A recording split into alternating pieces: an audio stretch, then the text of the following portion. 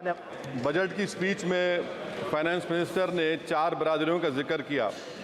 भारत की सबसे बड़ी अक़लियत मुसलमान है 17 करोड़। मैं हुकूमत से जानना चाहता हूं कि क्या 17 करोड़ मुसलमानों में गरीब नहीं है, नौजवान नहीं है, किसान नहीं है, ख़वातीन नहीं है? वतन अजीज़ में सबसे गरीब मुसलमान है, सबसे ज़्यादा नाखवानगी मुस्लिम ख़वातीन में। AIDS और PLFS का डेटा ये बताता है कि मुसलमानों में सबसे कम असासे हैं और कंजम्पशन लेवल दूसरे मजहबी ग्रुपों के बनिस्बत सबसे कम है। तालीमी इदारों में मैडम 15 और 24 साल की उम्र में भर्ती एनरोलमेंट में मुसलमानों की सिर्फ 29%, शेड्यूल कास्ट की 44%, हिंदू OBC के 51% और हिंदू अपर कास्ट की 59% है। हायर एजुकेशन मुसलमानों का एनरोलमेंट सिर्फ 5% है। PLFS का 2018-19 का डेटा वेज एम्प्लॉयज़ बताता है कि मुसलमान 22% थे, 2022-23 में 15% हो चुका है। सेल्फ एम्प्लॉयमेंट में मुसलमान, हिंदू, सिख से ज़्यादा 58.4% है। रेगुलर वेज एम्प्लॉयमेंट में सबसे कम मुसलमान है 15% और कैजुअल लेबर में सबसे ज़्यादा मुसलमान 26% है। तो मुसलमानों का शेयर रेगुलर एम्प्लॉयमेंट में लॉस हो रहा है एम्प्लॉयमेंट का।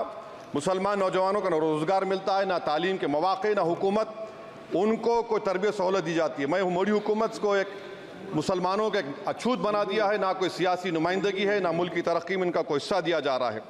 मैं मैडम माइनॉरिटी वेलफेयर मिनिस्ट्री में 2023-24 में 38% की बजट में कमी कर दी गई, 5,000 से 3,000 करोड़ कर दिया गया। इस साल के बजट में सिर्फ चंद 100 करोड़ का इजाफा किया गया, मगर 23-24 के बजट के लेवल पर पैसे मुख्तसर नहीं किए गए।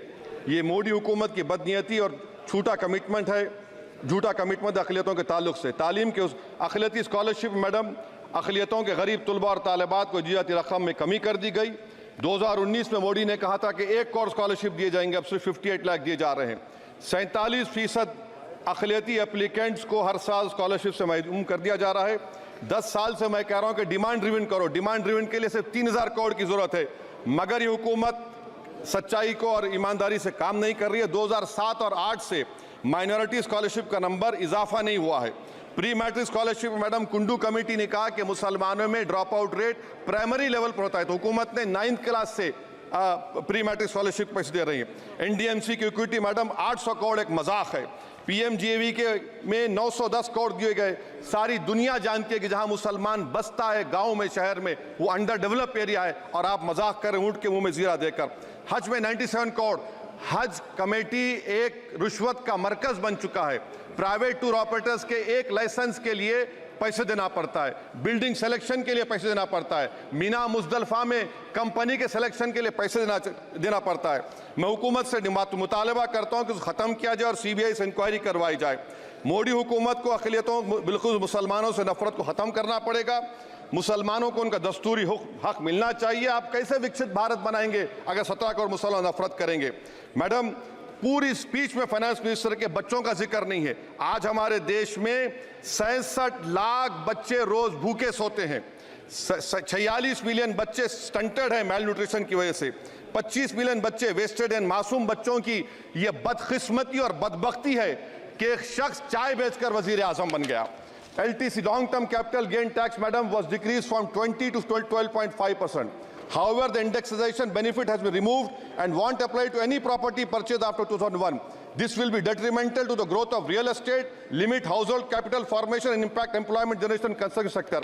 This change in LTCG is a quasi-wealth tax on household, particularly the middle class.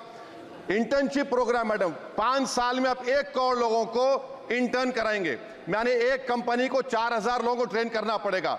मुझे बताइए क्या ये बड़ी कंपनी का माने क्या है? It is unachievable. Will it be based on market cap, revenue, employ size? May be prime minister Modi is saying to Agniveer to do internship after 4 years of service in armed forces. Madam, 21 billion people have given up all hope and stopped looking for jobs. This brings down to 9% eligible population that is either employed or they are looking for jobs. Maybe finance minister can introduce a Berozgar tax and tax unemployed as well. No significant increase for social welfare, healthcare.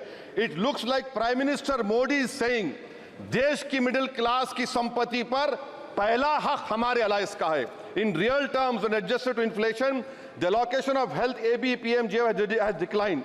Modi is saying he said heal in India during G20. The reality is India is hurting. Madam, this government wants to increase FDI from China. Is the Prime Minister not concerned that our armed forces cannot patrol 26 patrolling points out of 65 in Ladakh? Maybe the Prime Minister wants the Chinese monopoly Indian markets. Import from China have crossed 101 billion 2024. Prime Minister Modi says Khelo India, but in reality the budget has shown that Modi government policy is Jhelo India. गरीब, middle class, farming, city dwellers, men and women, सब मोदी को झेल रहे हैं.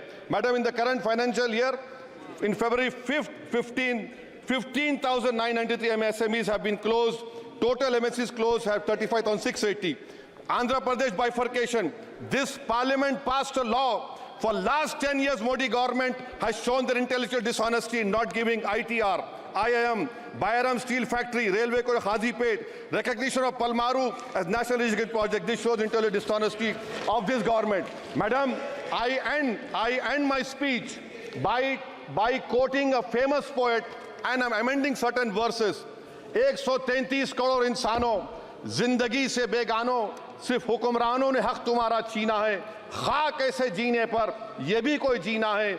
बेशऊर भी तुमको बेशऊर कहते हैं. सोचता हो ये नादान कैसे हवा में रहते हैं. 133 करोड़ इंसानों, कब तक ये खामोशी? चलते फिरते जिंदानों, गरीब खवातीन, नौजवानों, किसानों से रोने की सदाएं आती हैं. जब शबाब पर आकर खेत लहलाता है, किसके नयन रोते हैं, कौन मुस्कुराता है? काश तुम भी समझो, काश तुम भी जानो किस कदर भयानक है जुल्म का ये ढब. देखो रख से आतिश व आहन देखते ही जाओगे, होश में ना आओगे. और अनएम्प्लॉयमेंट पर अभी बोला गया नौकरियां दे रहे हैं, तो शायर ने इनके बारे में अच्छा कहा कि फूल शाखों पर खिलने लगे तुम कहो, जाम जिंदों को मिलने लगे तुम कहो, चाक सीनों के सिलने लगे तुम कहो. इस खुली झूठ को, जहन की लूट को मैं नहीं मानता, मैं नहीं जानता. शुक्रिया मैडम.